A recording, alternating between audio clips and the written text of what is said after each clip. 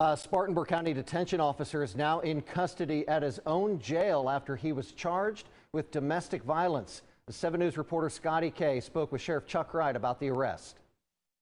Spartanburg County Sheriff Chuck Wright says he's disappointed that one of his jailers is now on the other side of the bars here at the detention center where he previously worked, but the sheriff says he's not going to allow any of his employees to break the law. It's so frustrating because we are supposed to be better than that, but I need people to understand we are just still people, and people make bad choices, and that's all this was a really bad, dumb choice. That was Sheriff Chuck Wright's reaction when he learned one of his employees, 26-year-old detention officer Brandon Johnson, was involved in a domestic violence incident that happened in December of last year. According to an arrest warrant, Johnson's accused of pushing the victim, grabbing her arms and wrists, and punching her in the head. I know you're going to hear people say, well, that happens all the time. Well, if it does, let me know.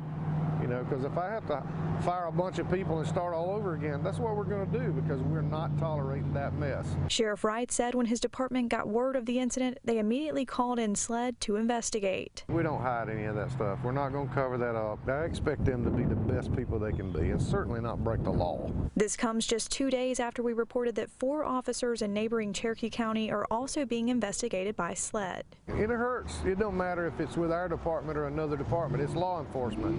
So we want to make sure that those things quit.